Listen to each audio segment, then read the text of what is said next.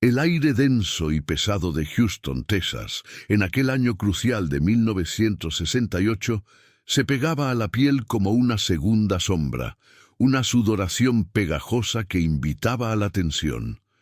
George Foreman, con apenas 19 años y el brillo de una medalla de oro olímpica aún fresco en el cuello, se detuvo frente a una puerta de cristal esmerilado. Dentro, el sonido metálico de los pesos y el golpeteo rítmico de los sacos de boxeo resonaban como un canto de sirena, una llamada al entrenamiento, al sacrificio, a la gloria. Era el gimnasio del centro, el mejor de la ciudad, un templo de músculo y ambición, el lugar donde se forjaban los verdaderos campeones.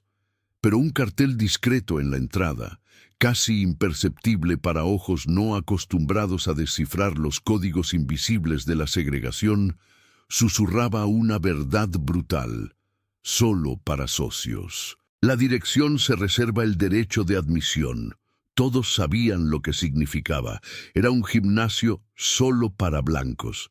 La tensión, aquel día, no era solo el nudo en el estómago de Foreman, sino el eco de las miradas que había recibido al cruzar el umbral de su propio hogar en los barrios segregados para llegar hasta allí.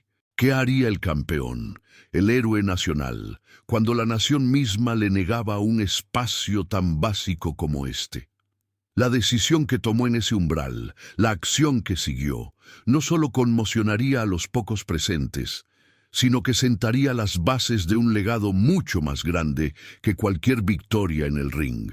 Aquella tarde de 1968, el joven George Foreman estaba a punto de desvelar una verdad incómoda sobre el poder, la dignidad y el verdadero significado de la victoria.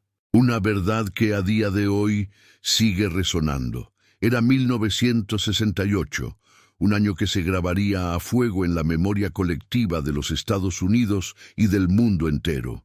Un año de profunda agitación social y racial, con el movimiento por los derechos civiles en pleno apogeo y las heridas aún abiertas por los asesinatos de Martin Luther King Jr. y Robert F. Kennedy.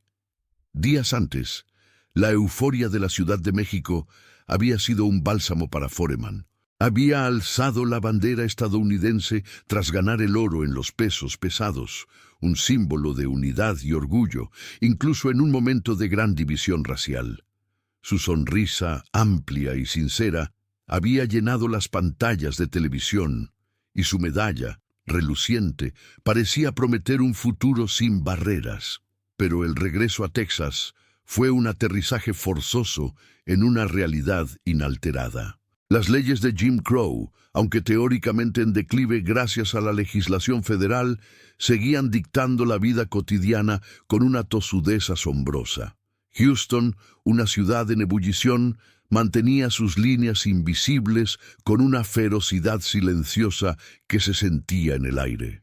Foreman, un gigante amable con una sonrisa que podía iluminar una habitación, se encontraba de repente en una encrucijada, una de esas que te marcan el alma. Su entrenador, un hombre de pocas palabras, pero mucha experiencia en el cuadrilátero y en la vida, había insistido en que el gimnasio del centro ofrecía las mejores instalaciones, el equipo más moderno y, crucialmente, los sparrings de mayor nivel para preparar su inminente salto al boxeo profesional. Era, sin duda, el camino más directo hacia la cima, el atajo al estrellato. Pero ese camino estaba bloqueado por una barrera invisible, el peso invisible que cargaba cada vez que su piel oscura lo definía antes que su talento o su flamante medalla olímpica. La ironía era cruel, sangrante. Un campeón olímpico, un héroe de su país, que no podía entrenar en el mejor gimnasio de su propia ciudad natal. Este era el telón de fondo de su dilema, un conflicto que iba mucho más allá de un simple acceso a un lugar. Era una lucha por su derecho a existir, a ser reconocido sin reservas en la tierra que lo vio nacer. Era, en esencia, una batalla por su dignidad. El gimnasio del centro era el feudo de Frank, un hombre de mediana edad, de modales pulcros y una mirada que no revelaba nada, pero que lo veía todo. Frank era la cara amable del sistema, el que no usaba insultos raciales, sino reglas. Al ver a Foreman, su expresión apenas cambió. No hubo aspavientos ni gritos, solo una quietud incómoda. «Lo siento, joven», dijo con una voz monótona, casi ensayada, como quien repite una letanía. «Este es un club privado, solo para socios». No había necesidad de añadir socios blancos. Se entendía, se sentía. Foreman, acostumbrado a ser tratado con reverencia desde su victoria olímpica, sintió un escalofrío que no tenía que ver con el frío del aire acondicionado. No era la primera vez que se enfrentaba al racismo, claro está, pero esta vez era diferente, más personal, más hiriente. Estaba en la cúspide de una carrera que prometía millones de dólares, una fortuna impensable para muchos, un futuro brillante que se extendía ante él como una alfombra roja. Los promotores, que ya veían en él a la próxima gran estrella del boxeo, le habían advertido con voz grave: «Nada de problemas, George, concéntrate en el boxeo, no te metas en política». Pero la política ahora estaba allí, frente a él, en la forma de un hombre que le negaba un derecho básico, el derecho a entrenar, a perfeccionar su arte, a ser. Lo que escuchó en esa sala no fueron solo las palabras de Frank, sino el eco de siglos de discriminación, el murmullo de una sociedad que aún no estaba lista para verlo como igual. La tensión crecía, no con gritos ni amenazas veladas, sino con la quietud incómoda de los pocos hombres blancos que entrenaban, sus ojos fijos en el intercambio, algunos con curiosidad, otros con una indiferencia que dolía más que cualquier insulto. El ambiente era denso, cargado, como el preludio de una tormenta que nadie quería que estallara. El dilema de George Foreman, en aquella sala impregnada de sudor y prejuicio, era tan brutalmente simple como cargado de consecuencias que podían definir su vida.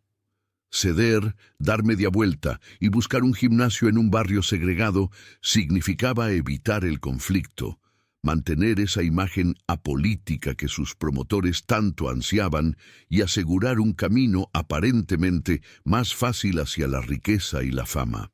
Era la senda del pragmatismo, del no busques problemas, que su entrenador, con la sabiduría de los años, le había recalcado una y otra vez.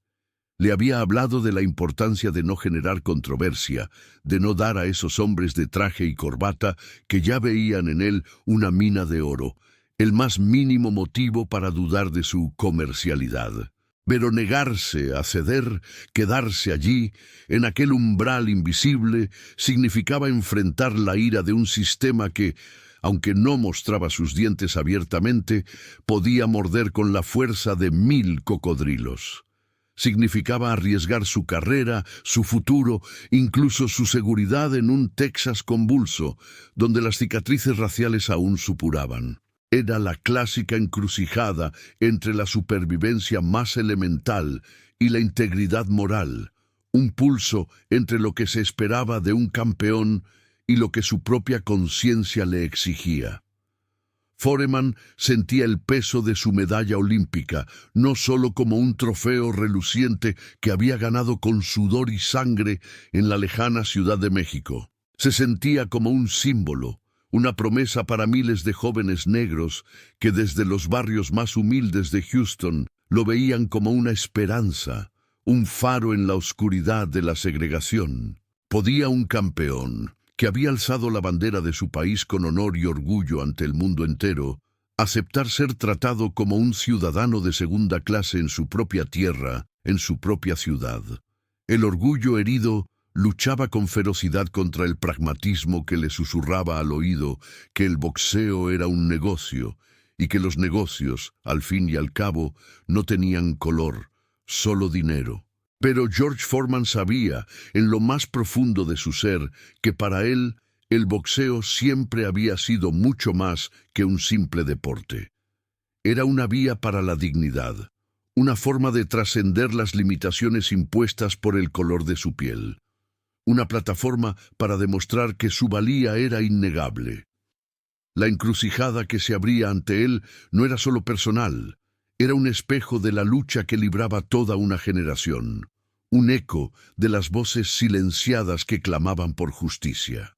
Mientras George permanecía allí, la noticia de su presencia en el gimnasio del centro y su subsiguiente rechazo no tardó en filtrarse, aunque de forma silenciada y discreta, por los círculos de poder de Houston. Los promotores, aquellos hombres de traje y corbata que movían los hilos del boxeo profesional desde la sombra, estaban furiosos. Habían invertido una fortuna en construir la imagen de Foreman como un héroe estadounidense universal, un contrapunto amable y accesible a figuras más militantes y polémicas como Muhammad Ali. Un escándalo racial, por pequeño que fuera, no era bueno para el negocio. Era una mancha en su estrategia, un riesgo innecesario. La presión no se hizo esperar. Presionaron al entrenador de Foreman, sugiriendo alternativas con un tono que no admitía réplica y recalcando, con una frialdad calculada, los riesgos de la mala prensa.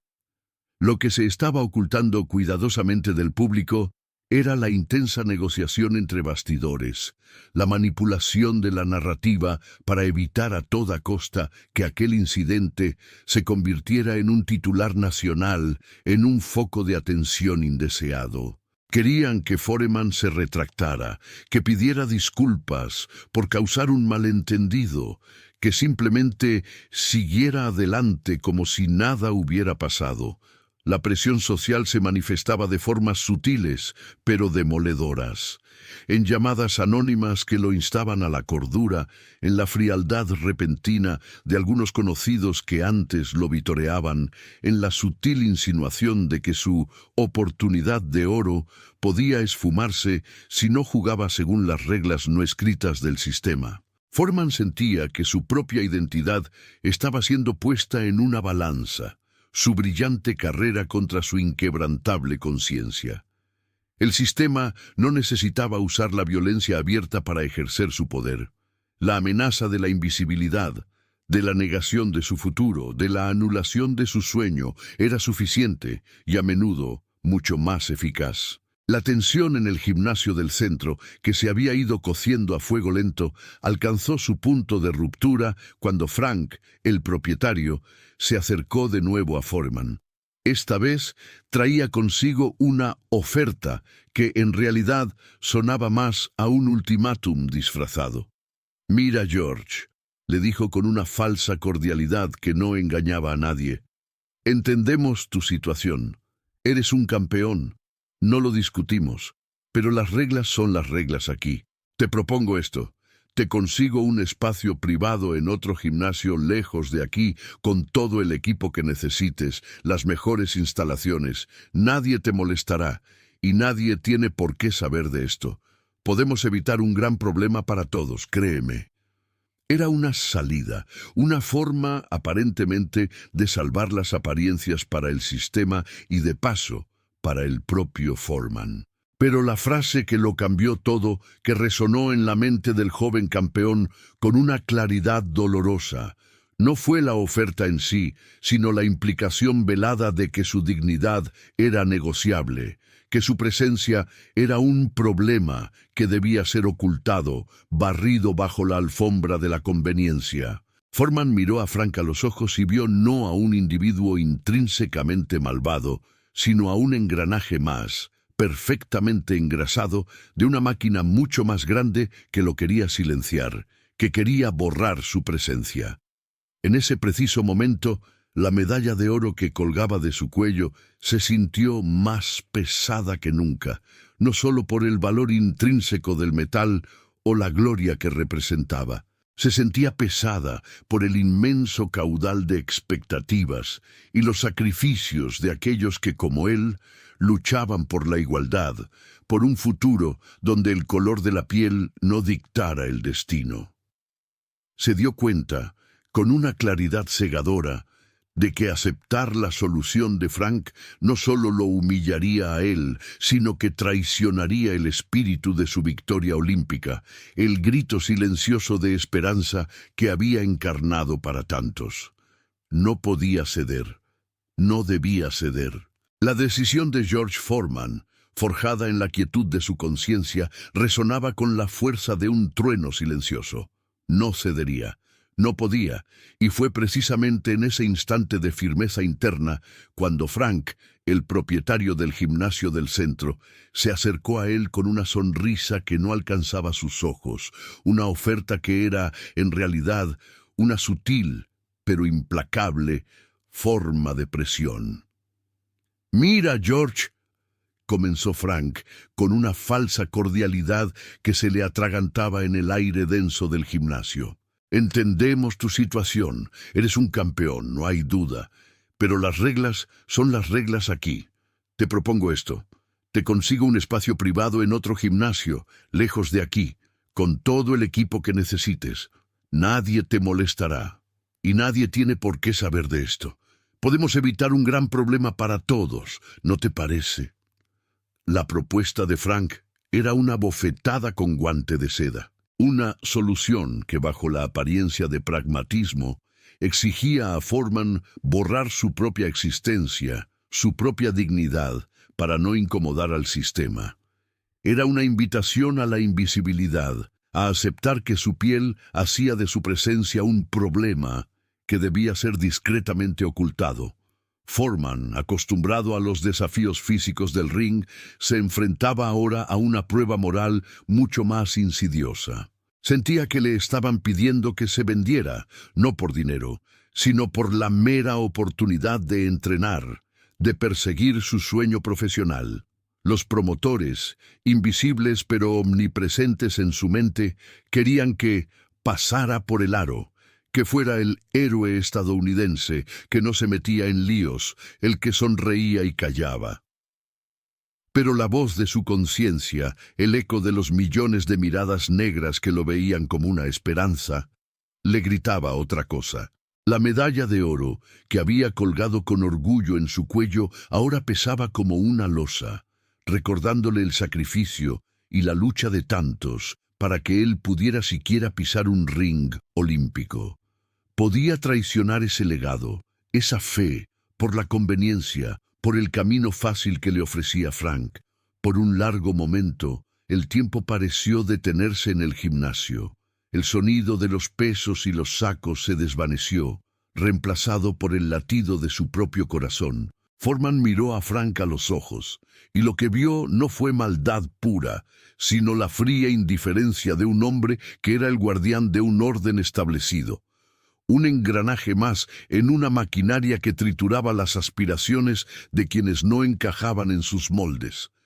Era el rostro de un sistema que no necesitaba gritar «no eres bienvenido» para dejar claro su mensaje.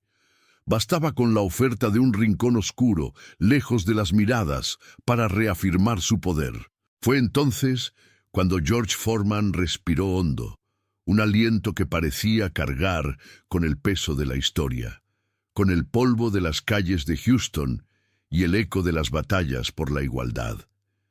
Miró a Frank, luego a los pocos hombres blancos que, con disimulo, habían detenido sus entrenamientos, con los ojos fijos en el drama silencioso que se desarrollaba. Los promotores querían discreción, el sistema quería silencio.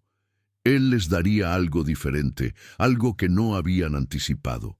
Con una calma que desmentía la tormenta que rugía en su interior, Foreman llevó sus manos a su cuello y lentamente, con una deliberación que parecía ensayada, se desabrochó la medalla de oro olímpica. El metal, pulido y brillante, atrapó las luces fluorescentes del gimnasio, destellando como un faro de la promesa americana que se negaba a cumplir. Era el símbolo de su triunfo, de su país, de un sueño.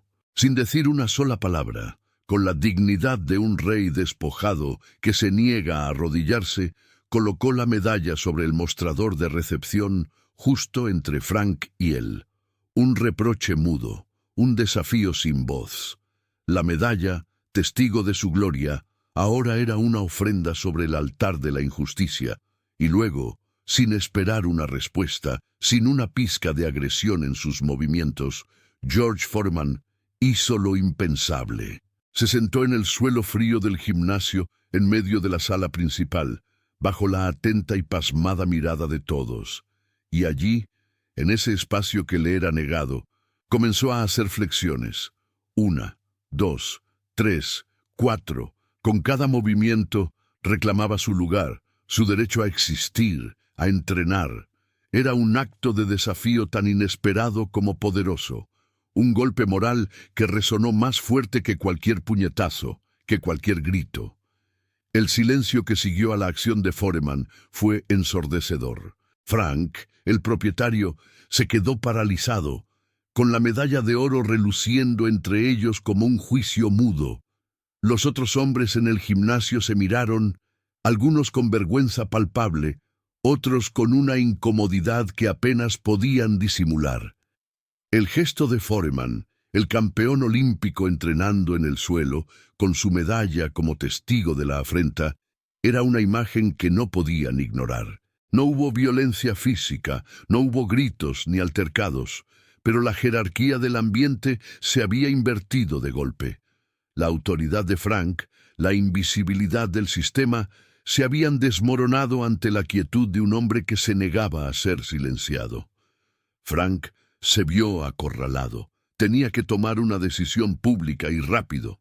O permitía que un héroe olímpico entrenara en su gimnasio, rompiendo sus propias reglas y enfrentándose a la ira de otros socios, o lo expulsaba a la fuerza, creando un escándalo innegable que los promotores de Foreman, por mucho que quisieran ocultarlo, no podrían contener.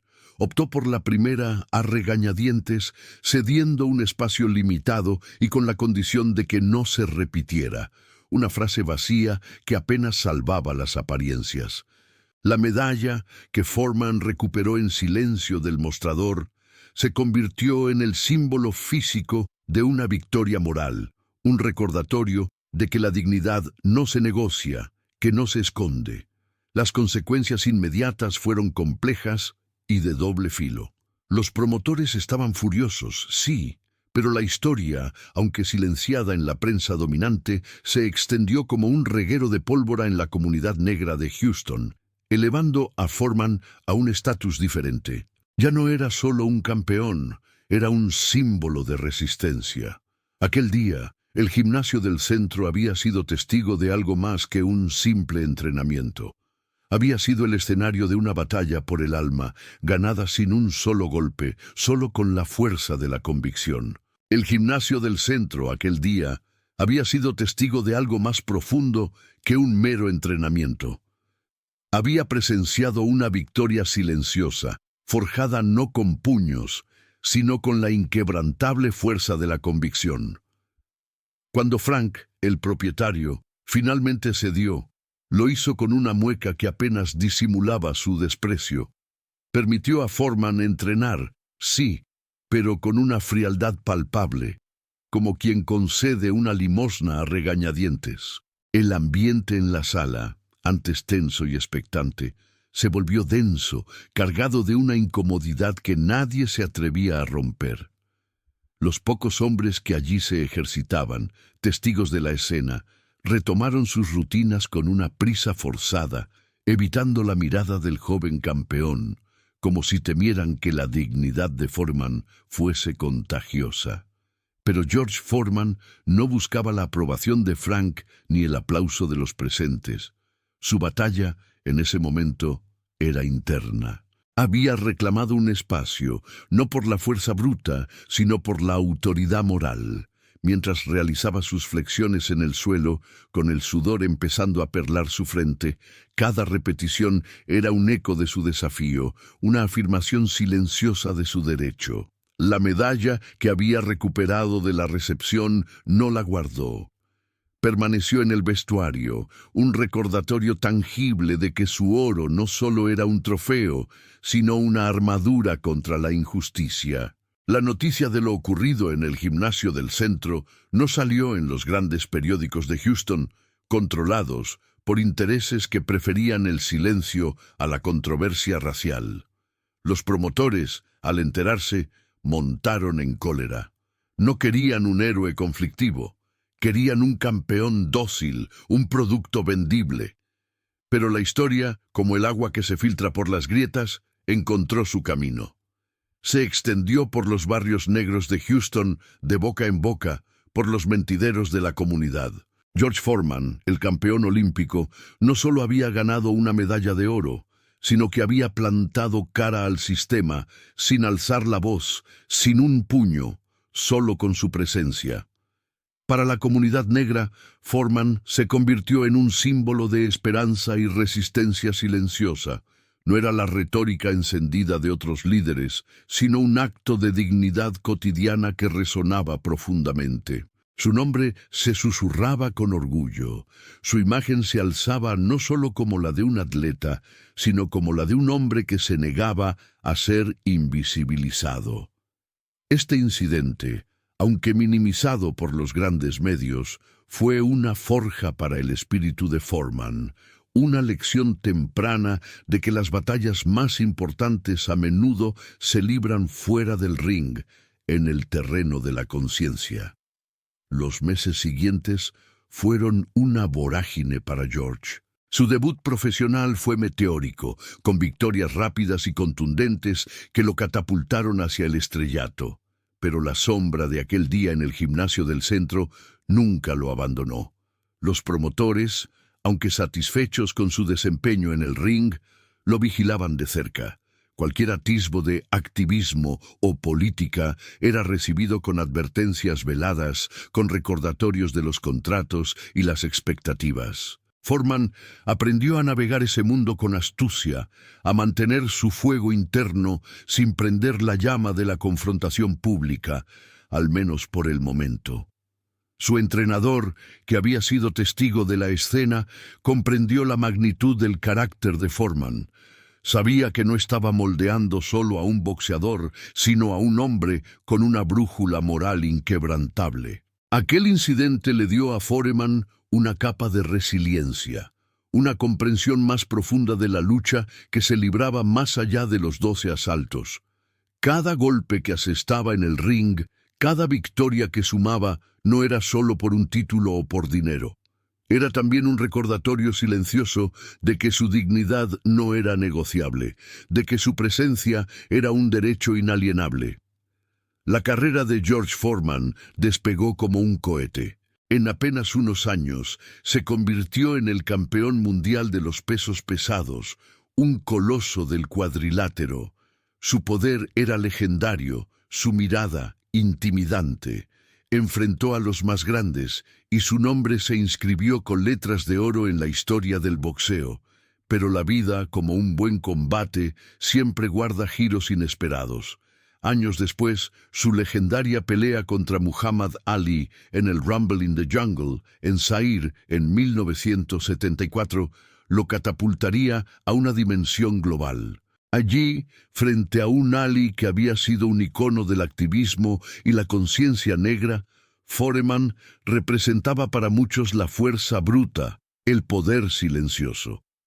Pero para aquellos que conocían la historia del gimnasio del centro, sabían que Foreman también llevaba una antorcha, aunque la suya ardiera con una llama más contenida. La dignidad que defendió en Houston, la que le llevó a colocar su medalla de oro en un mostrador, era la misma que lo impulsaba en el ring. La vida de Foreman, sin embargo, no se detuvo en la gloria del boxeo.